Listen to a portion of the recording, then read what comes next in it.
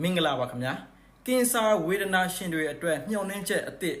တခြားဘယ်ဆေးနဲ့မှမတိုးတော့တဲ့ကင်ဆာအကျိတ်တွေကိုအမြင့်ပြတ်စေမဲ့ထိုးဆေးအသစ်ကစမ်းသပ်အောင်မြင်သွားပါပြီဒီထိုးဆေးဟာလာနဲ့ချီစောင့်စရာမလိုပဲသတင်းပတ်အနှဲငယ်အတွင်းမှာတင်ကင်ဆာအကျိတ်တွေကိုအရေပျော်ကျသွားသလိုပျောက်ကင်းစေတာပါစမ်းသပ်မှုနောက်ဆုံးအဆင့်မှာတင်အဆုတ်ကင်ဆာလူနာ36%ကျော်ရဲ့ကင်ဆာအကျိတ်တွေကလုံးဝပျောက်ကင်းသွားခဲ့ပါတယ်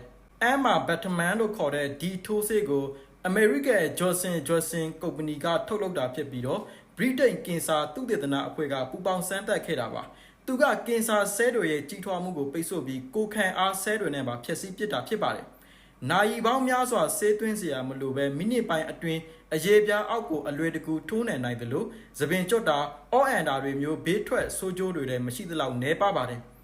လောလောဆယ်မှာတော့အဆုတ်ကင်ဆာမှာအောင်မြင်ထားတာဖြစ်ပြီးတော့တခြားကင်ဆာတွေကိုပါကုသနိုင်ဖို့ဆက်လက်စမ်းသပ်နေတယ်လို့သိရပါတယ်။ဒီသတင်းနဲ့ပတ်သက်ပြီးဘယ်လိုမြင်လဲကိုယ့်ရဲ့ထင်မြင်ယူဆချက်တွေကိုအောက်က comment တွေမှာဝင်ရောက်မှတ်ချက်ပေးရေးသားပေးခဲ့ကြပါအောင်။အားလုံးကျေးဇူးတင်ပါတယ်ခင်ဗျာ။